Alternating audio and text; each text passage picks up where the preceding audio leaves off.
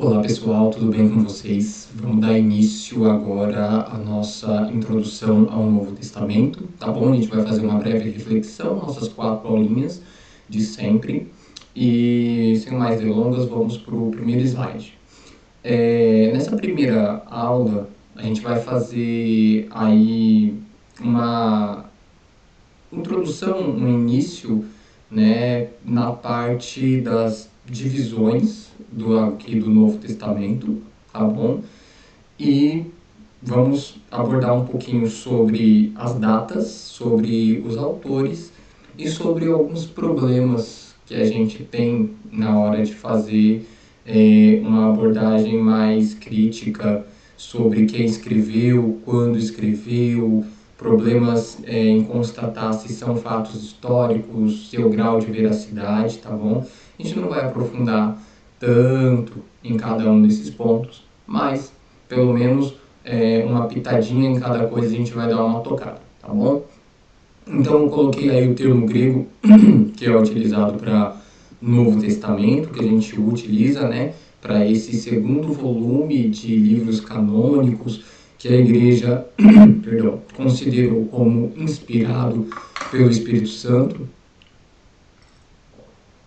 que se resumem praticamente em 27 livros, seja uma Bíblia católica ou seja uma Bíblia evangélica. Então, essa expressão testamento, ela se refere à última vontade do testador, né? Ela se refere ao último desejo de alguém que está para morrer ou de alguém que está para partir. E eu achei interessante essa expressão que apareceu na apostila, né? Um testamento é algo que parte de uma pessoa para outra, que pode ser aceito ou rejeitado, nunca alterado, tá? A data em que foi escrito esses 27 livros, a gente não tem exatamente a data em que foi escrito cada um deles, mas a probabilidade mais assertiva está entre o ano 45 depois de Cristo e o ano 100, começando ali por algumas cartas do apóstolo Paulo e finalizando no Apocalipse de João. E aí já é interessante a gente comparar, né? O Antigo Testamento, a gente tem, se a gente pegar o livro de Jó, provavelmente é uma história do período patriarcal, se a gente pegar os escritos de Moisés, né, se foi realmente Moisés que escreveu, começa ali no ano 1200, talvez 1400 antes de Cristo, e a gente vai até o livro de Malaquias no ano 400 antes de Cristo. A gente tem um espaço, se pegar a Bíblia Católica, tem livro que foi escrito no ano 200 a.C. A gente tem um espaço de 1200 anos, onde os livros do Antigo Testamento eles foram escritos. Quando a gente vai para o Novo Testamento, a gente tem um espaço de tempo de menos de 60 anos para todos os livros terem sido escritos e o cânon fechado e não aceito nenhum outro livro como inspirado pelo Espírito Santo, tá? Um detalhe importante, esses livros, eles não são tomados como documento histórico, tá? Ele tem um caráter literário, né? Tanto Mateus como Marcos, como Lucas e João, não especifiquei aqui, e Atos dos Apóstolos, né? A gente vai começar hoje principalmente a dar uma pincelada, pelo menos nos evangelhos. Então, citando os 4 evangelhos, né? Mateus, Marcos, Lucas, João, mais o livro de Atos dos Apóstolos, eles têm esse caráter literário, não é uma obra totalmente histórica, mas possuem caráter histórico, né? Por quê? Os evangelhos eles vão contar a história de Jesus, mas, né, a intenção não é apenas ser uma obra histórica, a intenção é principalmente trazer os ensinos de Jesus à vontade, trazer um testemunho da sua morte, ressurreição, ascensão ao céu. E assim, né, a gente hoje, né, século XXI, a gente já tem alguns estudos e alguns documentos que alegam a favor do Jesus histórico, a favor de que realmente tenha existido um homem por nome de Jesus. Isso é praticamente um consenso, seja um historiador cristão ou não. Né? Você tem obras como, por exemplo, de Flávio José, um historiador do século I, que fala sobre Jesus, né? Eu tenho ele ali no instante, devia ter pego aqui para mostrar a citação,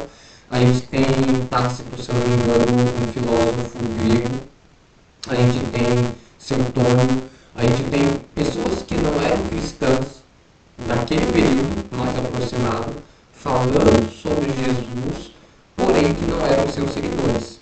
Né? A gente não pode dizer que Jesus pode tomar como prova histórica Mateus, Marcos, Lucas, João e Atos, porque foram escritos pelos seguidores de Jesus. Então, se eles quisessem inventar uma história sobre um grande personagem, né, a gente não pode simplesmente tomar as próprias pessoas que estão contando essa história como testemunhas. Mas quando você tem outras pessoas que não são seguidoras, que não são daquela filosofia, falando também sobre aquele personagem, então você tem já algumas evidências a mais, né, que sustentam essa característica do Jesus histórico. Então, é por isso que de Mateus a Atos a gente tem obras literárias que têm histórias, porém elas não são totalmente históricas, né? Não é um documento totalmente histórico. Principalmente, se a gente falar de Atos, né, a gente teria até que dar uma ênfase, porque Atos é puramente história. Lucas escreveu o Evangelho e depois deu sequência, escrevendo o livro de Atos, e Atos ele é basicamente a história do início do desenvolvimento da igreja. Né? Quando a gente vai estudar teologia um pouco mais dentro desses critérios literários, né, vamos colocar assim, a gente tem a pergunta: Atos é um livro histórico? Sim e não. Não, por que não? Sim, porque sim. Então, fica meio que em cima do muro, sabe? Bom, vamos para as divisões daquilo que a gente tem. Epístolas e cartas é quase a mesma coisa. Eu vou apresentar aqui a divisão que a apostila apresentou, tá bom? Epístolas normalmente são cartas de cunho mais aberto, cartas onde você espera que não seja lida apenas por uma pessoa. Então, quando Paulo escreve sua epístola aos Romanos, ele é de cunho totalmente doutrinário, escrita formal, né? Paulo vai falar sobre a natureza do homem, a natureza pecaminosa, vai falar sobre a ineficiência da lei judaica para a salvação do homem, né? E aí, quando Paulo manda essa carta, ele espera que seja lido na igreja dos romanos, em Roma. Mas as cartas que Paulo escrevia para uma igreja também circulavam em igrejas de outras regiões, tá? Era muito comum isso.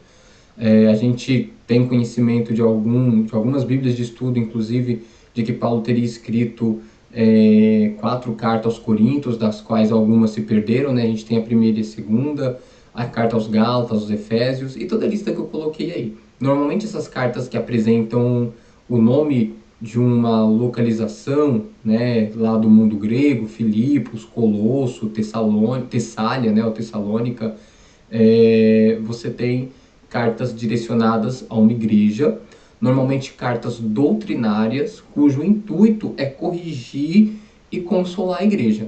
Então, por exemplo, o que estava acontecendo na Galácia? Né? Os cristãos estavam voltando aos costumes da lei de Moisés por conta de cristãos judaizantes, mestres judaizantes, que diziam que criam em Cristo, mas que ainda assim o povo, para se salvar, tinha que guardar a lei de Moisés. Então, o intuito da carta de Paulo é corrigir esse tipo de heresia. Quando Paulo escreve aos Tessalonicenses, o que Paulo está focando? Não me lembro aqui se na primeira ou na segunda. Né? Ele está falando sobre o arrebatamento, sobre a vinda de Jesus, ele quer trazer um consolo para aquelas pessoas que perderam entes queridos. Então, normalmente tem um aspecto doutrinário muito forte. Agora não é o momento, depois a gente vai falar sobre as epístolas gerais, que são aquelas epístolas abertas, que era destinada a todos os cristãos e não apenas a igrejas de uma determinada localidade, né? Como é o caso da de Tiago, Pedro, João, né? Por aí vai. Bom, e aí você tem aquelas cartas pessoais, tá? E normalmente quando a gente fala carta, a gente está falando de algo mais focado realmente para uma pessoa e não para uma comunidade, não para o mundo cristão como um todo, que é aquelas cartas que levam o nome da pessoa para quem a carta está sendo direcionada, como é o caso de Timóteo, Tito, Filemon. Então Paulo queria passar instruções para Timóteo sobre a maneira como ele deveria governar a igreja, sobre o que ele deveria ensinar, sobre como ele deveria levantar novos líderes nas igrejas. Então ele dá uma série de instruções para Timóteo, para Tito. Quando ele manda a carta para Filemão, ele está falando sobre um antigo escravo que Filemão tinha, chamado Onésimo. Então você tem um conteúdo muito focado naquela pessoa para quem a carta está sendo escrita. Tá? E aí o escritor da apostila ele dividiu a primeira de João, né, a primeira carta de João, como uma epístola, né, aberta para a igreja, enquanto o segundo e terceiro João teria sido direcionado para uma pessoa. Né? A gente tem ali no início da carta uma saudação direta a uma pessoa. Alguns vão dizer que é para a igreja, outros vão dizer que é para uma senhora específica, né? Mas a gente tem aí essa divisão. O Apocalipse, por fim, é um gênero literário profético, uma carta profética. Talvez aí o último livro escrito por João, quando ele estava exilado na ilha de Patmos por conta da perseguição ao cristianismo promovido pelo imperador Domiciano, se eu não me engano. Tá certo? Bom, então esses são praticamente os gêneros literários que a gente tem no Novo Testamento. A gente tem evangelhos, nós temos epístolas e cartas, né? Dá para colocar tudo dentro do mesmo pacote, embora algumas sejam gerais, outras sejam para uma igreja específica, algumas sejam pessoais, né? E a gente tem Apocalipse, né? O Apocalipse, ele não é só o título, tá, desse livro, ele é um gênero literário. A gente vai falar mais para frente sobre esse gênero. O Apocalipse, esse gênero, ele costuma ser tem uma linguagem mais pessimista, dualista, sempre entre bem e mal, batalha, final dos tempos, muita linguagem simbólica. Então, tem outros apocalipses, como, se eu não me engano, o Apocalipse de Pedro, que é um livro apócrifo. A gente comentou no Antigo Testamento o Apocalipse de Sofonias. Então, houve outras literaturas dentro desse gênero, porém não consideradas aí canônicas. Bom, os autores não são muitos. Dentre os apóstolos, apenas 3 escreveram. Mateus, que leva o nome do evangelho dele. Pedro, que escreveu 2 epístolas. E João, que escreveu o evangelho, as cartas, né, as 3, e o Apocalipse. Outros que escreveram também trabalharam na igreja e tinham... Perdão, eu vou espirrar. Trabalharam na igreja e trabalharam junto com os apóstolos também. Tiago, não confundir com Tiago, irmão de João, que era um dos 12, tá bom? Esse Tiago também não era um dos 12, o filho de Alfeu, tinha 2 Tiago entre os 12, né? Esse aqui provavelmente é o Tiago, irmão de Jesus, que é citado em outro momento. E Judas também não é o Iscariotes, tá bom? É outro Judas que trabalhou junto com a igreja. Marcos aqui é o João Marcos, tá?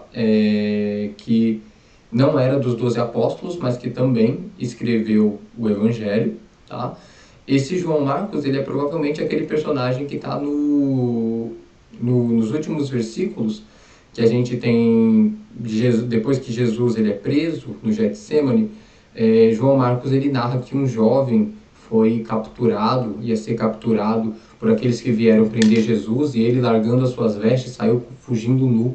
Provavelmente ele estava falando sobre ele, a gente não tem assim muita certeza, mas é um fato interessante sobre João Marcos. Paulo, que escreveu a maior parte do Novo Testamento na forma das suas cartas, né? Todas aquelas cartas aos Romanos, aos Coríntios, Gálatas, Efésios, Tessalonicenses, Colossenses, Filipenses, a carta a Filemão. Então, a gente tem um grande volume de cartas. Paulo, que era aí um perseguidor, né, do Evangelho, ou da seita dos nazarenos, ou os do caminho, como eles eram chamados, que depois que se converteu se tornou um missionário, escritor, fundador de igrejas. E junto com ele também trabalhou pelo Evangelho o médico amado, né, o famoso médico Lucas, que também é o único escritor que não é judeu, né? O Lucas ele era grego, todos os demais eram praticamente judeus aí de sangue, de nascimento, tá? Bom, e aí eu deixei aqui o único livro que a gente não tem ideia, né, de quem é o autor. Existe a ideia de que talvez fosse Barnabé, outros já sugeriram Paulo, isso puxando aqui e ali algumas linguagens, né? Mas sempre tem um porém, né? Alguma coisa que fala, não é Paulo por causa disso, não é Barnabé por causa daquilo. Fato é que a gente não tem certeza de quem escreveu a carta aos Hebreus. Mas pelo fato do seu conteúdo estar alinhado com o restante das demais doutrinas, ele é considerado também um livro canônico. Bom, vamos começar aí os evangelhos. Os evangelhos são os 4 primeiros, tá? Mateus, Marcos, Lucas e João. A palavra evangelho significa boas novas, ou trazer, anunciar, pregar boas novas, tá? Ela vem de um contexto, né? Ela é usada em mais contextos, mas vamos trabalhar, por exemplo, o contexto dos imperadores, né? Dos grandes reis que saíam para campanhas militares, que iam lutar contra outros exércitos e queriam expandir os seus territórios, né? Eles tinham anunciadores e cronistas que registravam seus grandes feitos. Então, quando alguém voltava com a mensagem de que um determinado rei, imperador, né, principalmente dentro do culto imperial, onde o imperador era uma das divindades que tinha que ser adorado dentro do Império Romano, conseguia um grande feito, tinha alguém para anunciar, para trazer as boas novas, ou seja, para trazer o evangelho. Então essa expressão evangelho, ela não é particular do cristianismo, mas a partir de Jesus vai começar a ser utilizado. O evangelho antes eram mensagens que promoviam a imagem de pessoas poderosas. Agora o evangelho, ele é utilizado para anunciar as obras de Jesus, a sua vinda ao mundo, o perdão dos pecados, a sua morte na cruz, a sua ressurreição, a esperança de vida eterna, o seu retorno iminente à terra. Então, a partir de agora, isso é o evangelho. O que é o evangelho? É uma mensagem, né? E esse evangelho ele foi sendo pregado e depois de alguns anos ele foi escrito.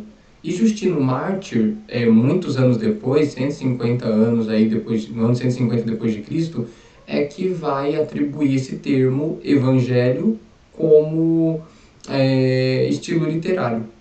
Então, antes você não tem um estilo literário chamado de evangelho, né? Você tem esse termo sendo utilizado para outras coisas. Mas a partir de agora, evangelho é esse estilo literário onde você tem o anúncio da vida de Jesus, as suas curas, os seus ensinamentos, bem como sua morte e ressurreição, ascensão ao céu e promessa de retorno, né? Sua ordem de pregação, de batismo, de ensino sobre as coisas que ele deixou. Tá? Então a gente tem esse conceito aí de evangelho, que antes não era um gênero literário, que agora passou a ser. E a gente tem separações entre aquilo que a gente chama de evangelhos sinóticos e evangelhos joaninos. Tá? E a partir daí, a gente vai começar a trabalhar alguns problemas literários, né? Então, por exemplo, vamos começar falando aqui sobre os evangelhos sinóticos. O que essa palavra sinótico significa? Mesma ótica, mesma visão. Quando você coloca um do lado do outro o evangelho de Mateus, Marcos e Lucas, você tem sequência de eventos, né? Você tem o texto estruturado da mesma maneira. Então você consegue ler os 3 evangelhos juntos e ir comparando. Olha, aqui Mateus fala sobre o Sermão do Monte, aqui Lucas fala sobre o Sermão do Monte, aqui Mateus fala dessa forma, aqui Lucas fala dessa forma, aqui Marcos fala da outra forma. Então, aí depois Jesus saiu e atravessou o mar, né? E aqui também, e aqui também. Então você tem os 3 evangelhos seguindo uma mesma visão, tá? Então isso seria aquilo que a gente chama de evangelho sinótico. Dentro desse evangelho sinótico, você percebe que Jesus, o ministério dele durou em torno de 1 ano, né? Tem até uma correção aqui para fazer. Na região da Galileia, depois ele sobe para as regiões do norte e na Judéia ele desce no final do seu ministério para ser crucificado. Tá? Os evangelhos sinóticos ele é mais ação. Então uma hora Jesus está ensinando, uma hora ele está expulsando demônio, uma hora ele está repreendendo o fariseu, uma hora ele está realizando curas, Uma hora ele está, né, ele tá sempre em movimento. Essa é a característica dos evangelhos sinóticos. Quando você vai para o evangelho joanino, né, que é o evangelho de João, o ministério de Jesus se estende por 2 ou 3 anos, né, normalmente na Judéia, e de vez em quando aparece na Galileia realizando alguma coisa. Você praticamente tem em João uma espécie de contemplação maior.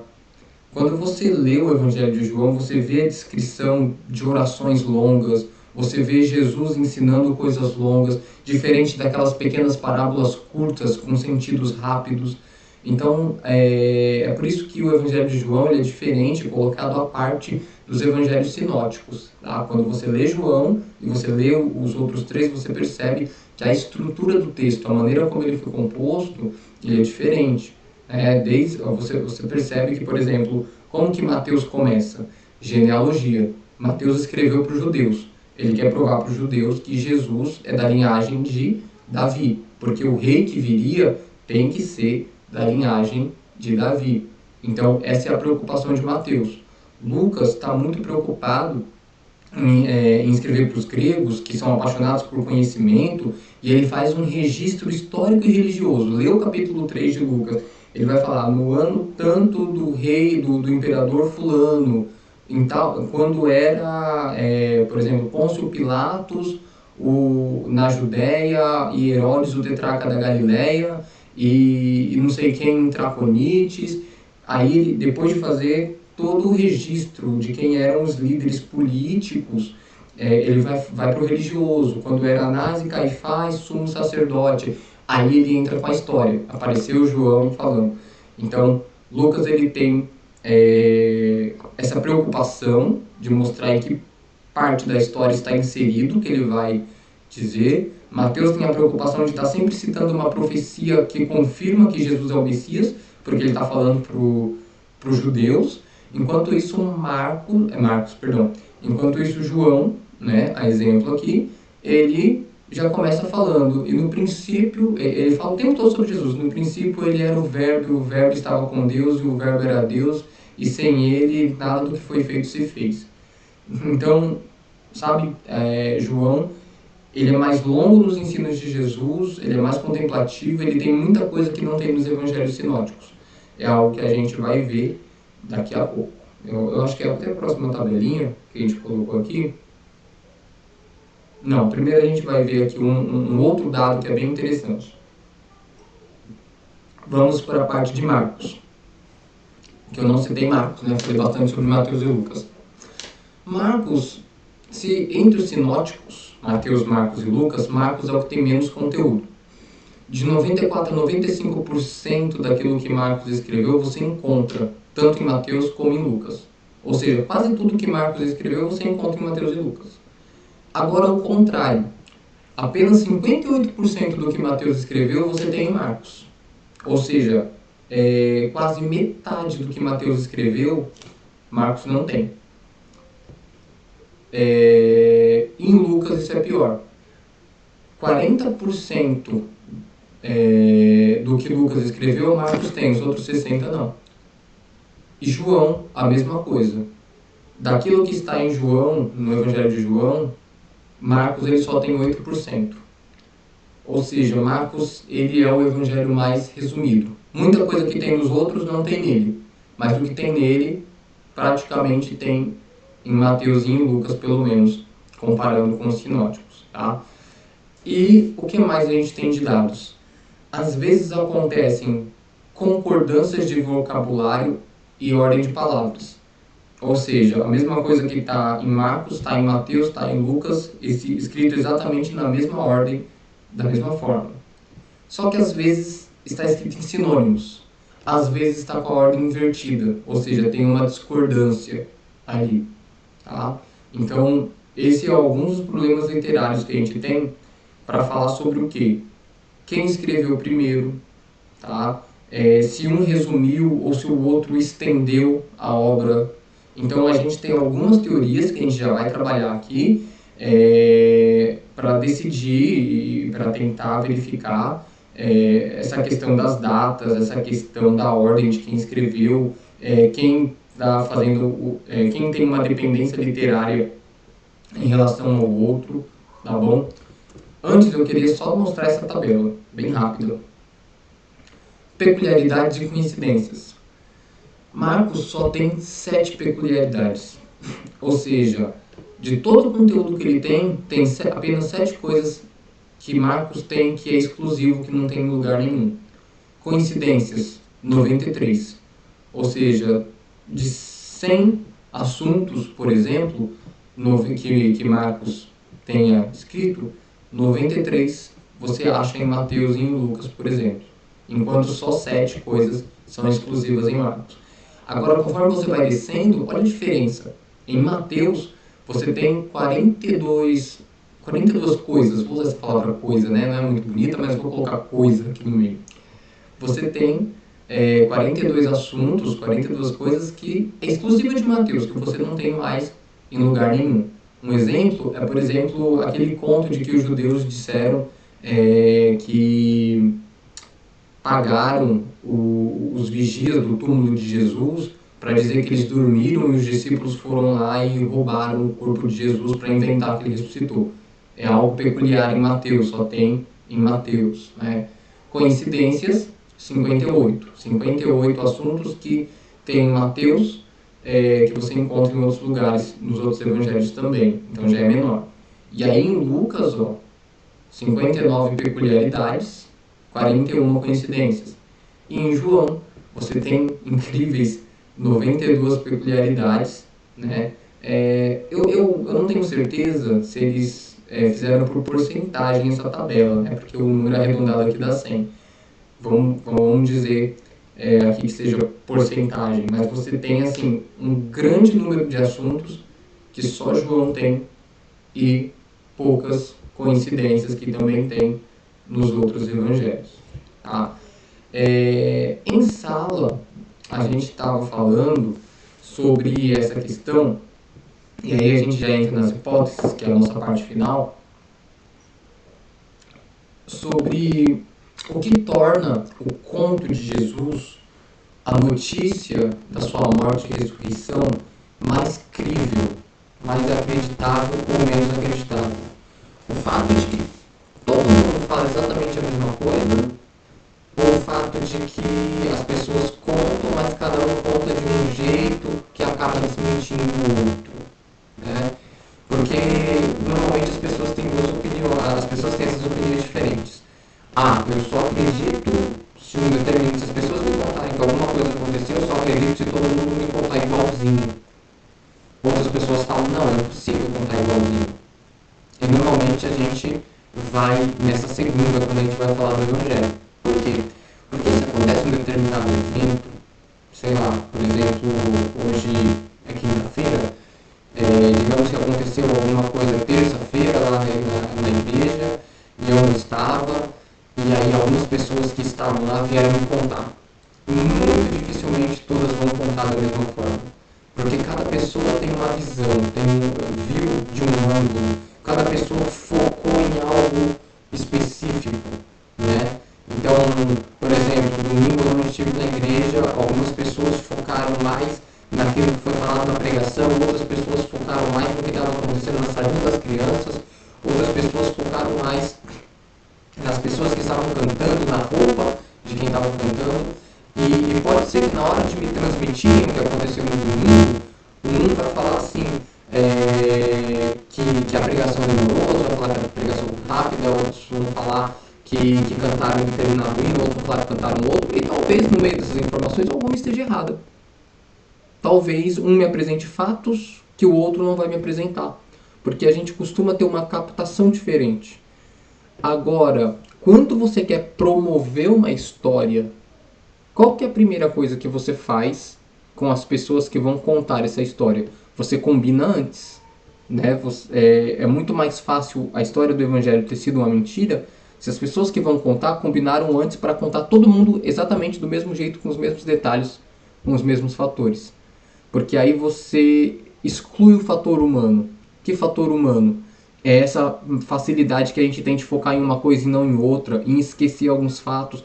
O Evangelho que foi escrito com uma proximidade maior da vida de Jesus, demorou pelo menos 20 anos para ser escrito, né? Talvez 10, 20 anos. Então, a gente dá muito mais crédito, tem mais chance de dar crédito a uma história que é contada aonde as pessoas viram de ângulos diferentes e por isso apresentam diferenças na hora de contar. Porque, por exemplo, na ressurreição de Jesus, um vai falar que o anjo desceu derrubando a pedra, outros vão falar que não era um anjo, que eram dois, mas todos vão falar a mesma coisa, que foram até o túmulo e não acharam o corpo de Jesus. Então eu tenho um fato ali que é central e que todo mundo confirma. Os detalhes ao redor desses fatos é que carecem um pouco mais de cuidado, mas são aspectos secundários de uma história principal, né? Então é algo para a gente pensar e refletir, né? E aí a gente tem aquela ideia, né? Quem escreveu primeiro? Aquela preocupação. Marcos escreveu primeiro, Mateus escreveu primeiro, Lucas escreveu primeiro. A gente sabe que João escreveu a sua obra provavelmente no final da sua vida, entre o ano 90, 100, ali depois de Cristo. E a gente tem algumas hipóteses. Existe a hipótese, por exemplo, antes dessas aqui que está no slide, né? De que Mateus tenha escrito primeiro e depois Marcos veio e fez um resumo. Só que essa hipótese ela é um pouco mais improvável, porque quando a gente considera que o texto de Mateus é um texto que fala sobre Jesus, então o texto dele é um texto santo. Você não pode excluir fatos, né? Então é mais provável que de repente aconteceu o contrário, que Marcos tenha escrito, Mateus tenha consultado e depois ampliado. Mas para tentar solucionar essas diferenças que a gente foi comentando, algumas hipóteses foram levantadas, né? Então, por exemplo, a hipótese do evangelho primitivo.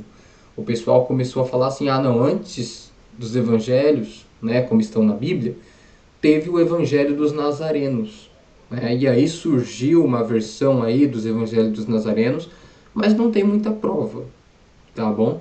Esse evangelho dos nazarenos teria sido o evangelho na qual se basearam para fazer os outros, mas tem alguns probleminhas aí. Talvez ele tenha sido só uma cópia dos textos originais, a gente não tem nada que sustente.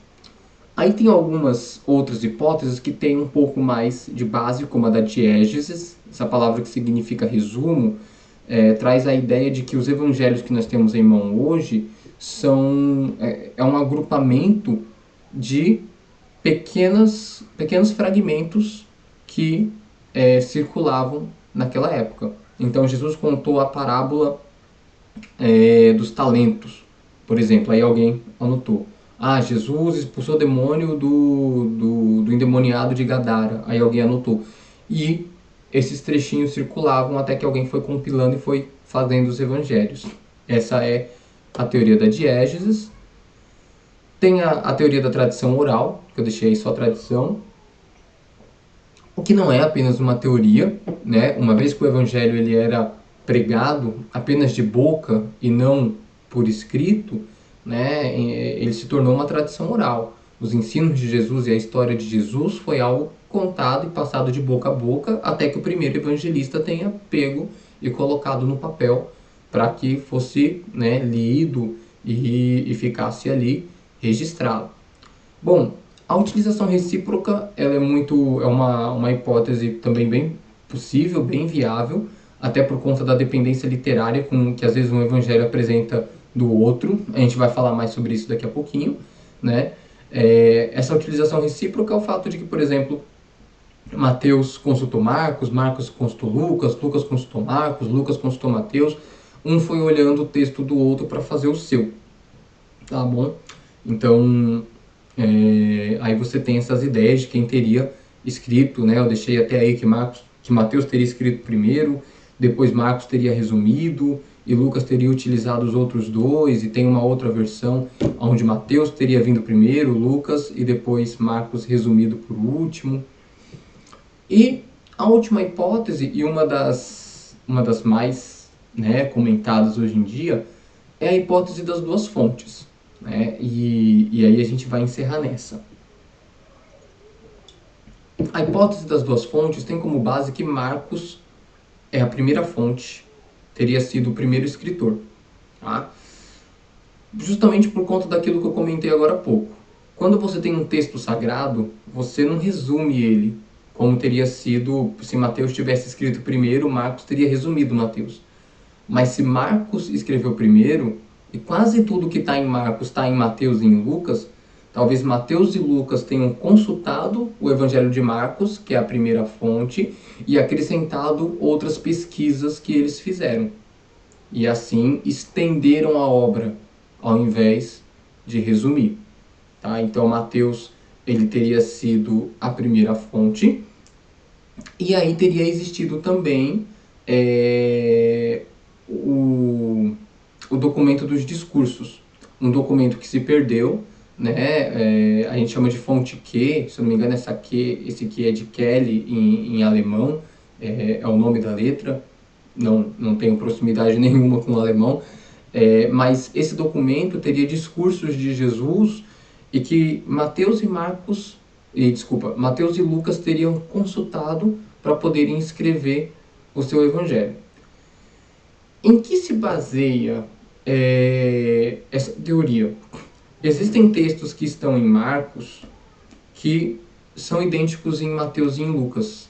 Para ser idêntico, só se eles foram copiados. E se Marcos realmente escreveu primeiro, né, então Mateus e Lucas consultaram o texto de Marcos e transcreveram. Né? É isso que a gente chama de dependência literária. Aquele texto que está em Mateus exatamente como está em Marcos, para ele existir em Mateus, ele depende do de Marcos. Então, nessa ideia, Marcos é a primeira fonte e o documento dos discursos é a segunda fonte. Então você tem essa questão, né, e a gente deixou aí nos últimos slides, até para dar uma olhadinha rápida, né? Mateus e Lucas só são semelhantes com os paralelos de Marcos. Então tem histórias que está em Mateus que está em Lucas, que às vezes uma tem uma coisa, outra tem outra, uma está escrita diferente, mas elas são semelhantes principalmente naqueles que também têm paralelo em Marcos. E aí eu deixei como exemplo o capítulo 4 e o capítulo 5 de Marcos. Depois vocês podem dar uma olhada, até fazer comparação da Bíblia de vocês. Aqui eu não vou fazer agora para a gente não tomar todo o tempo, ó. Principalmente nas parábolas. Jesus ele disparou a parábola do semeador, que está em Mateus 13, o paralelo, tá bom? E depois dessa parábola, deixa eu ver aqui,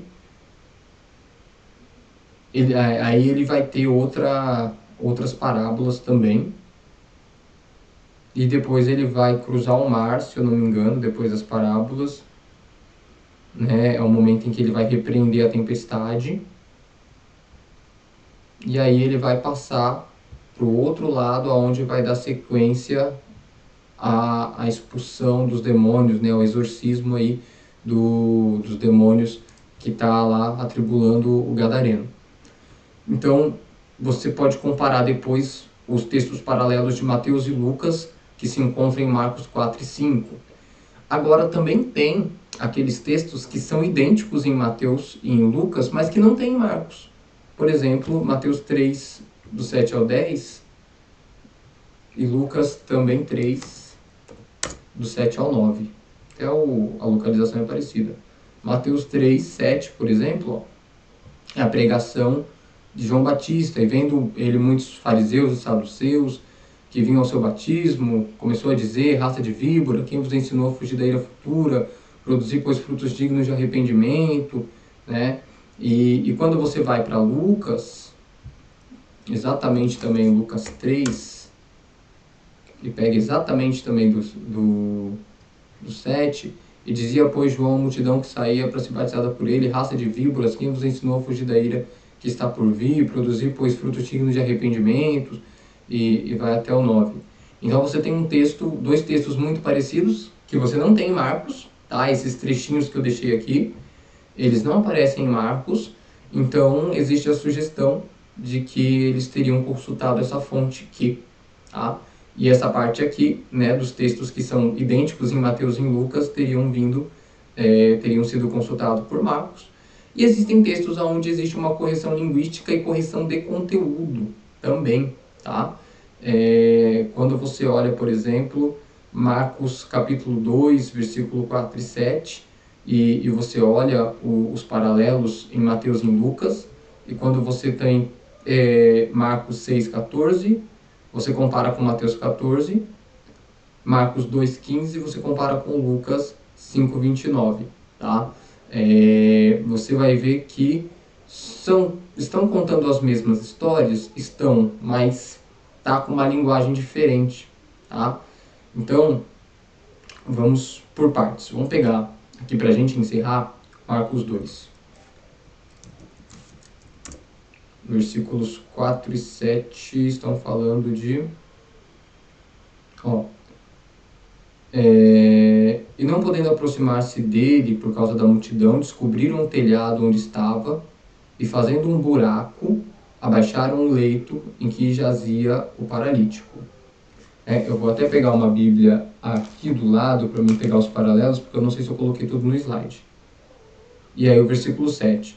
Por que dizeste assim blasfêmia? Quem pode perdoar pecado senão Deus? Então, eu estou abrindo rapidinho aqui a minha Bíblia em Marcos.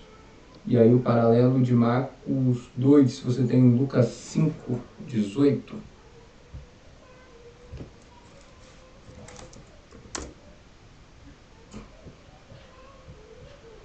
Você tem aqui: eis que uns homens transportaram numa cama um homem que estava paralítico e procuravam fazê-lo entrar e pô-lo diante dele. E não achando por onde pudessem levar, por causa da multidão, subiram ao telhado e por entre as telhas o abaixaram com a cama até o meio diante de Jesus. No outro ele falou que fizeram um buraco, né? Aqui falou que foi por entre as telhas. Então você já tem algo grave aqui, né? Porque, Diego, nada a ver, o fato é que Jesus curou e perdoou os pecados e mostrou que ele pode perdoar o pecado. Ok, isso é a base da história. Mas quando você vai estudar o Jesus histórico, o pessoal analisa tudo. O pessoal vai pegar um texto desse e vai dizer, olha, esse texto é mentiroso, não é da época de Jesus, porque na época de Jesus, naquela região onde Jesus está pregando, as casas já eram feitas com uma espécie de laje de um determinado material e não de telhas. Então, se fizeram um buraco ou se tiraram telhas, já muda toda a interpretação do texto, tá? Então, aqui você já tem uma correção, algumas diferenças, tá bom? Eu vou me manter nesse aqui. Eu tinha lido Marcos, né? Aproveitando que a gente estava em Marcos 2, você tem uma comparação, vou utilizar aqui, vai. Lucas 5, 29. Depois a gente vai para Marcos 2,15 para fazer o paralelo. Lucas 5, 29. E fez-lhe Levi um grande banquete em sua casa, e havia ali uma multidão de publicanos e outros que estavam com ele à mesa. Lucas 5, 29, agora Marcos 2,15. Assim, a apostila tem mais textos que isso para comparação, tá bom? Depois vocês olhem na página 11, onde vai aparecer outros exemplos. E aconteceu que, estando sentado à mesa em casa deste, não cita Levi, também estavam sentados à mesa com Jesus e com seus discípulos muitos publicanos e pecadores, porque eram muitos e o tinham seguido. É a mesma história, porém com algumas variações, tá? Então, nessa comparação, você percebe que existem textos idênticos e textos que têm dependência literária de uma outra fonte que não Marcos, e você tem textos que apresentam essas pequenas correções, tá? Como eu disse, a gente não vai aprofundar muito nesse assunto. Nas próximas aulas, a gente vai ter um momento para focar mais nos evangelhos e outro para focar mais nas cartas, tá certo? E aí a gente vai trabalhando com um pouquinho mais de calma essas ideias aqui. Bom, pessoal, por hora é isso, tá? Tenho aí um bom estudo. Qualquer dúvida a gente vai se falando depois aí pelo WhatsApp. Então, fiquem com Deus e até uma próxima.